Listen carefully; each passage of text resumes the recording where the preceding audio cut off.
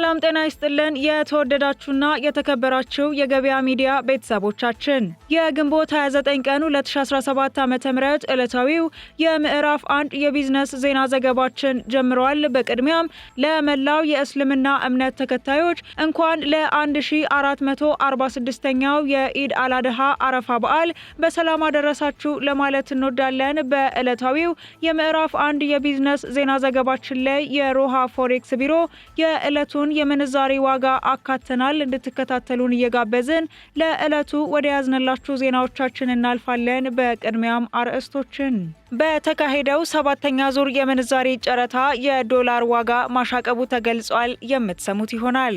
ኢትዮጵያና አሜሪካ በድንበር ቁጥጥር ዙሪያ ለመስራት ተስማምተዋል። ጉዳዩን በዝርዝር እነግራችኋለን። በተደጋጋሚ ቅሬታ ያስነሳውን የነዳጅ አቅርቦት በተመለከተ የወጣ አዲስ መረጃ አለ። የምናጋራችሁ ይሆናል። በኮሪደር ልማት የተፈናቀሉ ሰዎችን በሚመለከት አነጋጋሪ መረጃ ተሰምቷል። በዝርዝር የምናሰማችሁ ይሆናል። የተወደዳችሁና የተከበራችሁ የገበያ ሚዲያ ቤተሰቦቻችን የግንቦት 29 ቀን 2017 ዓ.ም ዕለታዊውን የምዕራፍ 1 የቢዝነስ ዜናዎቻችንን በመከታተል ላይ ትገኛላችሁ። በዝርዝር ወደምንመለከታቸው እናልፋለን። በድጋሚ የማይገኝ እድል በሳር ቤት አፍሪካ ህብረት ፊት ለፊት 40% ልዩ የቤት ቅናሽ በካሬ 64200 ብር ብቻ ባለ 1 መኝታ ከ4.8 ሚሊዮን ብር ጀምሮ ባለ 2 መኝታ ከ5.9 ሚሊዮን ብር ጀምሮ ባለ 3 መኝታ ከ8.4 ሚሊዮን ብር ጀምሮ በ2 ዓመት ከ6 ወር የሚረከቡት በአፍሪካ ህብረትና በአውሮፓ ህብረት አጠገብ ታላላቅ ኤምባሲዎች በሚገኙበት ሳር ቤት ለመኖሪያ ለኢንቨስትመንት ተመራጭ ቦታ የምንዋዋለው በኢትዮጵያ ብር ሲሆን ምንም አይነት የዋጋ ግሽበት አያሳስብም። ይህ ቅናሽ ለ10 ቀን ብቻ የሚቆይ በመሆኑ ይፍጠኑ፣ የድሉ ተጠቃሚ ሆኑ። ለበለጠ መረጃ በ0939 009808 አሊያም በ0969 48 38 38 ይደውሉልን። ቴምር ፕሮፐርቲስ። በወንዞች ላይ ብክለት ከፈጸሙ ተቋማት በሚሊዮን የሚቆጠር የቅጣት ገንዘብ መሰብሰቡ ተሰማ። እስከ 1 ሚሊዮን ብር ቅጣት የሚጥለው ደንብ ተግባራዊ ከሆነ በኋላ በርካታ ተቋማት ከወንዙ ጋር የተገናኘ ቱቦዎችን መስራት ማቆማቸው ተገልጿል። በባህሪው አደገኝነት ያለው ወይም በካይ የሆነ ፈሳሽን ወደ ወንዝ የሚለቅ ድርጅት 1 ሚሊዮን ብር፣ ግለሰብ ከሆነ ደግሞ 500 ሺህ ብር ቅጣት የሚጥለው የወንዝ ዳርቻ ልማትና ብክለት መከላከል ደንብ ቁጥር 180 ህዝባሩ 2017 በቅርቡ ጸድቆ ተግባራዊ የተደረገ እንደሚገኝ ይታወቃል። በዚህም እስካሁን በወንዞች ላይ ብክለት ከፈጸሙ ተቋማት ወደ 100 ሚሊዮን የሚደርስ የገንዘብ ቅጣት መሰብሰቡ ተነግሯል። በመሆኑም አሁን ላይ የቅጣቱን ተግባራዊነት ተከትሎ የወንዞች ብክለት መቀነሱንና በርካታ ተቋማትም ከወንዝ ጋር የተገናኘ የአዲስ አበባ አካባቢ ጥበቃ ባለስልጣን አስታውቋል። የባለስልጣኑ ምክትል ስራ አስኪያጅ ሙሉቀን ዮናስ በአዲስ አበባ የሚገኙ አምራች ና አገልግሎት ሰጪ ተቋማት በተለይም ኢንዱስትሪዎች ወንዝ ዳርቻ ላይ ሲሰሩ ያለው መሰረታዊ ችግር የፍሳሽ ማጣሪያ ስለማይኖራቸው ወንዞችን እንደ ማጣሪያ መጠቀማቸው ነው ሲሉ የገለጹ ሲሆን ይህንን ለመከላከልና በአዲስ አበባ የሚገኙ ወንዞች ለማህበረሰቡ አስጊ በመሆናቸው እንዲሁም ለጤና ጎጂ ሆነው በመገኘታቸው ደንቡ መውጣቱን ተናግረዋል። ቅጣቱን በተመለከተ በመጀመሪያ የግንዛቤ ማስጨበጫ ስራ መሰራቱን አንስተው ከዛ ባሻገር ግን ህግ የተላለፉ አካላት ላይ እርምጃ መወሰዱን ገልጸዋል። በዚህም በወንዞች ላይ ብክለት በፈጸሙ ተቋማት ብቻ ደንቡ ተግባራዊ ከተደረገበት ጊዜ አንስቶ ወደ 100 ሚሊዮን የሚደርስ የገንዘብ ቅጣት መሰብሰቡን አስታውቀዋል። በተጨማሪም ከዚህ ቀደም የውጋጅ ማከማቻ ሴፍቲ ታንከር ያልነበራቸው ተቋማት መኖራቸውን አንስተው አሁን ላይ በርካታ ሴፍቲ ታንከር መቆፈር መቻሉንም አንስተዋል። ከዚህ ጋር ተያይዞ በርካታ ለውጦች መምጣታቸውን የገለጹት ምክትል ስራ አስኪያጁ በየቦታው ያላግባብ ፍሳሽ የሚለቁ ለፍሳሽ ምንም ጥንቃቄ የሌላቸውና ትኩረት የማይሰጡ ሰዎች አሁን ላይ ከዚህ ድርጊታቸው መቆጠባቸውን ተናግረዋል። አክለውም እንደ ተቋም ጥቆማዎችንና ሌሎች አሰራሮችንም በቴክኖሎጂ ለማስደገፍ እየተሰራበት መሆኑን አስታውቀዋል። በአዲስ አበባ የሚገኙ ኢንዱስትሪዎችም 90% የሚሆነውን ተረፈ ምርታቸውን የሚለቁት በወንዞች ላይ እንደሆነ ከዚህ ቀደም መገለጹ ይታወሳል። ተጨማሪ የኤሌክትሪክ ኃይል ለማቅረብ ድርድር እየተደረገ መሆኑ ተገለጸ። ከኢትዮጵያ ተጨማሪ የኤሌክትሪክ ኃይል ለኬንያ ለማቅረብ ድርድር እየተደረገ መሆኑ ተገልጿል። ኢትዮጵያ ለኬንያ የኤሌክትሪክ ኃይል ለማቅረብ ከ5 ዓመታት በፊት ስምምነት ማድረጓ የሚታወስ ሲሆን ስምምነቱ ከ2 ዓመት በፊት ተግባራዊ መደረግ እንደጀመረ ይታወቃል። በስምምነቱ መሰረት ኢትዮጵያ 200 ሜጋዋት የኤሌክትሪክ ኃይል ለኬንያ የምታቀርብ ሲሆን በየ3 ዓመቱ የኃይል ጭማሪ ይደረጋል። የኢትዮጵያ ኤሌክትሪክ ኃይል ኮርፖሬት ኮሚኒኬሽን መምሪያ ዳይሬክተር ሞገስ መኮንን እንደገለጹት ስምምነቱ በየ3 ዓመቱ 200 ሜጋዋት ተጨማሪ የኤሌክትሪክ ኃይል መላክ የሚያስችል መሆኑንና በዚህም መሰረት አሁን ለኬንያ ከሚቀርበው 200 ሜጋዋት ወደ 400 ሜጋዋት ከፍ የሚል እንደሆነ ነው። ስምምነቱ ከተጀመረ 2 ዓመት የሆነው ሲሆን በውሉ መሰረት ከ1 ዓመት በኋላ ተጨማሪ 200 ሜጋዋት ኃይል እንደሚላክና የታሪፍ ማሻሻያ ማድረግ አስፈላጊ ከሆነ ከ1 ዓመት በኋላ ተጨማሪ 200 ሜጋዋት በሚላክበት ወቅት በሚደረግ ስምምነት ሊደረግ እንደሚችል የኢትዮጵያ ኤሌክትሪክ ኃይል ኮርፖሬት ኮሚኒኬሽን መምሪያ ዳይሬክተር ሞገስ መኮንን ገልጸዋል። የኤሌክትሪክ ኃይል ወደ ኬንያ መላክ ከተጀመረ በኋላ በኤሌክትሪክ ኃይል ሽያጭ ላይ የተጨማሪ እሴት ታክስ የተጣለ በመሆኑ የታሪፍ ማስተካከያ ማድረግ አስፈላጊ ከሆነ ለኬንያ ለሚቀርበው የኤሌክትሪክ ኃይል ተጨማሪ እሴት ታክስ መጣሉን አስመልክቶ ከሪፖርተር ጋዜጣ ለተነሳላቸው ጥያቄ ምላሽ ከመስጠት መቆጠባቸው ተገልጿል። የኢትዮጵያ ኤሌክትሪክ ኃይል ዋና ስራ አስፈጻሚ ኢንጂነር አሸብር ባልቻ የ2016 ዓ.ም የስራ አፈጻጸም ሪፖርታቸውን ለሚዲያ አካላት ገለጻ ባደረጉበት ወቅት ከ2015 ዓ.ም ጋር ሲነጻጸር የ6 በመቶ እድገት ማሳየቱን ገልጸው የነበረ ሲሆን ለዚህም የኬንያ ፍላጎት መጨመሩን በምክንያትነት ገልጸው እንደነበረ የሚታወስ ነው። በኮሪደር ልማት ምክንያት ከይዞታቸው ለተፈናቀሉ 4000 ለሚሆኑ ነዋሪዎች ከ3.2 ቢሊዮን ብር በላይ ካሳ መከፈሉ ተገለጸ።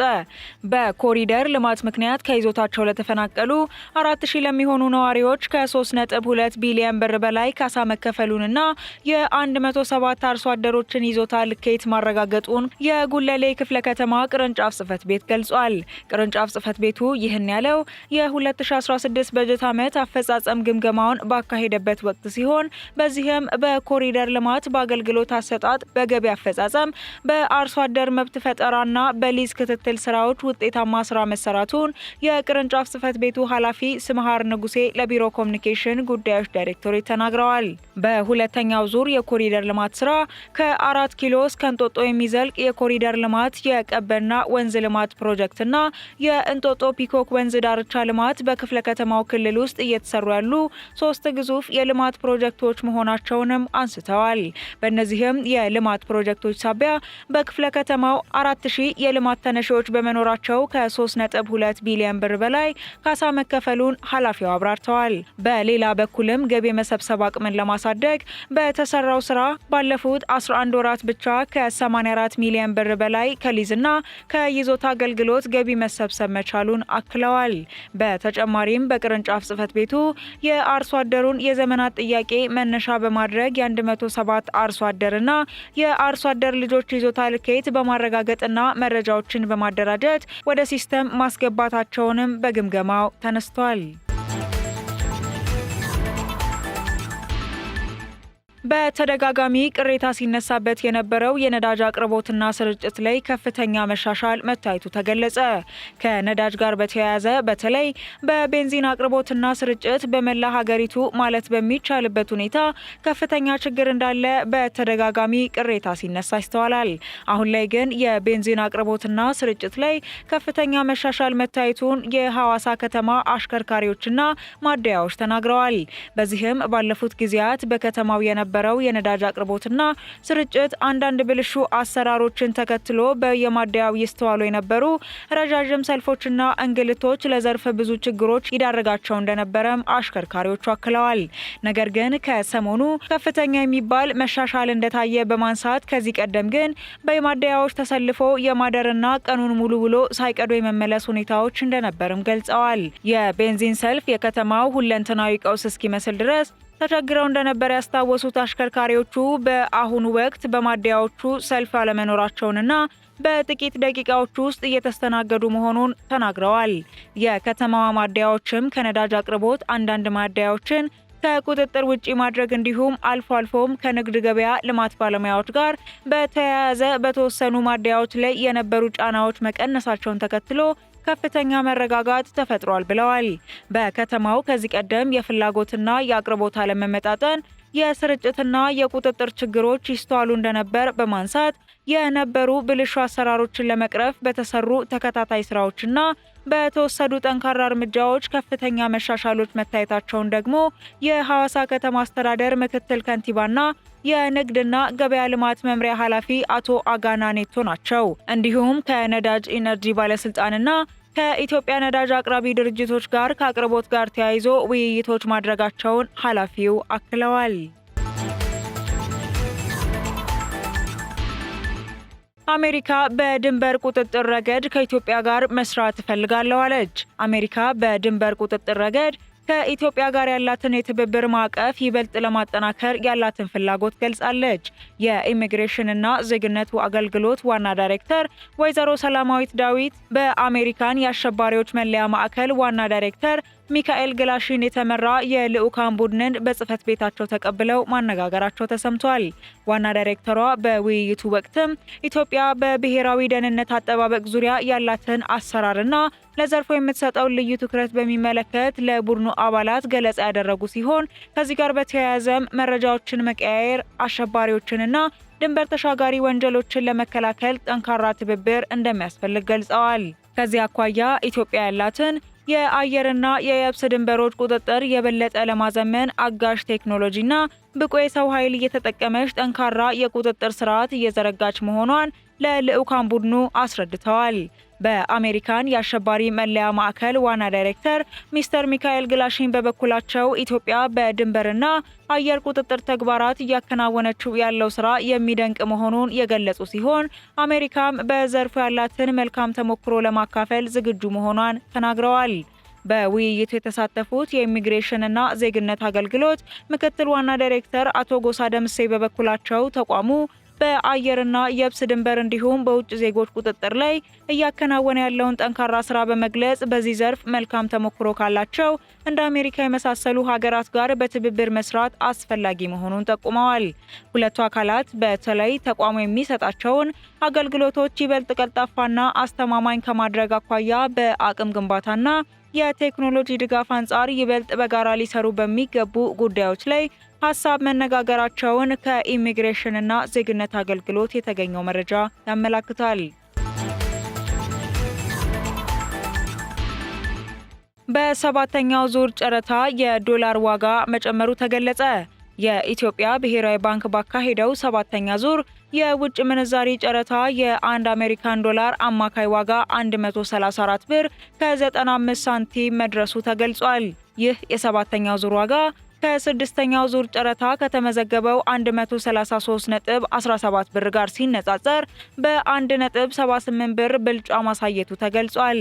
በሰባተኛው ዙር ጨረታ 12 ባንኮች የጠየቁትን የውጭ ምንዛሬ ድልድል ያገኙ ሲሆን ብሔራዊ ባንኩ ለጨረታ ያቀረበው የዶላር መጠን 50 ሚሊዮን መሆኑም ታውቋል። ባለፈው ስድስተኛው ዙር ጨረታ ደግሞ 14 ባንኮች መሳተፋቸው የተገለጸ ሲሆን ባንኩ 50 ሚሊዮን ዶላር አቅርቦ እንደነበረ የሚታወስ ነው። የዚያን ጊዜ አማካይ ዋጋ 133 ብር ከ17 ሳንቲም የነበረ ሲሆን ከአምስተኛው ዙር ብር ጋር ሲነጻጸር መጠነኛ ጭማሪ አሳይቶ እንደነበር የሚታወስ ነው። የኢትዮጵያ ብሔራዊ ባንክ የውጭ ምንዛሪ ገበያን ለማረጋጋትና መረጋጋትን ለመቆጣጠር ያለመ ይህንን ጨረታ በየ2 ሳምንቱ እንደሚያካሂድ ማሳወቁ ይታወሳል። አሜሪካ የጣለችው የጉዞ እገዳ እንዳሳሰበው ኮሚሽኑ ገለጸ። የአፍሪካ ህብረት ኮሚሽን የአሜሪካ መንግስት በቅርቡ ባወጣው አዲስ የጉዞ ገደብ ላይ ስጋት እንዳለው መግለጹ ተሰምቷል። የአሜሪካ ፕሬዝዳንት ዶናልድ ትራምፕ ከ12 ሀገራት ዜጎች ማለትም አፍጋኒስታን፣ ቻድ፣ ኮንጎ፣ ኢኳቶሪያል ጊኒ፣ ኤርትራ፣ ሄይቲ፣ ኢራን፣ ሊቢያ፣ ሚያንማር፣ ሶማሊያ፣ ሱዳንና የመንን ጨምሮ ወደ አሜሪካ እንዳይገቡ የሚያግድና የሌሎች 7 ሀገራት ዜጎች ደግሞ ገደብ የሚጥል ትዕዛዝ መፈረማቸውን ዋይት ሀውስ በትናንትናው ዕለት ማስታወቁ የሚታወስ ነው። ከዚህ ጋር ተያይዞ የአፍሪካ ህብረት ኮሚሽን ግን ሁሉም ሀገራት ድንበሮቻቸውን የመጠበቅ መብት እንዳላቸው ቢቀበልም የአሜሪካ የጉዞ ገደቦች ሚዛናዊ፣ በማስረጃ ላይ የተመሰረቱና በአሜሪካና በአፍሪካ መካከል ያለውን የረጅም ጊዜ አጋርነት የሚያንጸባርቁ እንዲሆኑ ጥሪ ማቅረቡ ተሰምቷል። ኮሚሽኑ እነዚህ ገደቦች በህዝቦች መካከል ባለው ግንኙነት፣ በትምህርት፣ በንግድና በዲፕሎማሲያዊ ግንኙነት ላይ አሉታዊ ተጽዕኖ ሊኖራቸው እንደሚችልም ስጋቱን ገልጿል። የአፍሪካ ህብረት የአሜሪካ አስተዳደር ተጨማሪ ምክክር እንዲያደርግና ገንቢ ውይይት እንዲያካሄድ ማሳሰቡም ተነግሯል። ፕሬዚዳንት ትራምፕ ይህንን እርምጃ የወሰዱት የአሜሪካን ብሔራዊ ደህንነትና ጥቅም ለመጠበቅ ነው ሲሉ መሆኑን የገለጹ ሲሆን እገዳው ከሰኞ ጁን 9 ጀምሮ ተግባራዊ እንደሚሆንም ተመላክቷል። የተወደዳችሁና የተከበራችሁ የገበያ ሚዲያ ቤተሰቦቻችን የግንቦት 29 ቀን 2017 ዓ.ም ዕለታዊውን የምዕራፍ 1 የቢዝነስ ዜና ጥንቅራችንን ቀደም ሲል ያሰማናችሁ። አሁን ደግሞ የሮሃ ፎሬክስ ቢሮ የዕለቱን የውጭ ምንዛሪ ተመን እናሳውቃችኋለን። አንድ የአሜሪካን ዶላር በ150 ብር ሲገዛ በ153 ብር እየተሸጠ ይገኛል። ፓውንድ በ185 ብር ሲገዛ በ188 ብር ከ70 ሳንቲም እየተሸጠ ይገኛል። ዩሮ በ167 ብር ሲገዛ በ170 ብር ከ34 ሳንቲም እየተሸጠ ይገኛል። ስዊስ ፍራንክ በ169 ብር ሲገዛ በ172 ብር ከ38 ሳንቲም እየተሸጠ ይገኛል። ድርሃም በ40 ብር ሲገዛ በ40 ብር ከ80 ሳንቲም እየተሸጠ ይገኛል። የሳውዲ አረቢያው ሪያል በ39 ብር ሲገዛ በ39 ብር ከ78 ሳንቲም እየተሸጠ ይገኛል። የቻይናው ዩሃን በ18 ብር ሲገዛ በ18 ብር ከ36 ሳንቲም እየተሸጠ ይገኛል።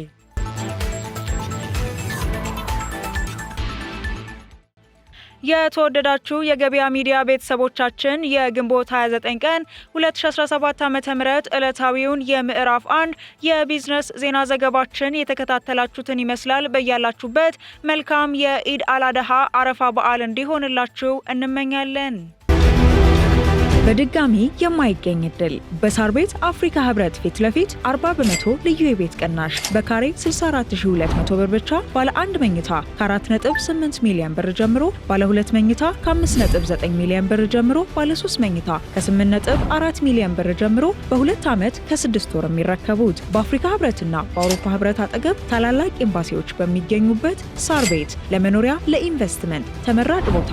የምንዋዋለው በኢትዮጵያ ብር ሲሆን ምንም አይነት የዋጋ ግሽበት አያሳስብም። ይህ ቅናሽ ለ10 ቀን ብቻ የሚቆይ በመሆኑ ይፍጠኑ፣ የድሉ ተጠቃሚ ሆኑ። ለበለጠ መረጃ በ0939 00 9808 አሊያም በ0969 48 38 38 ይደውሉልን። ቴምር ፕሮፐርቲስ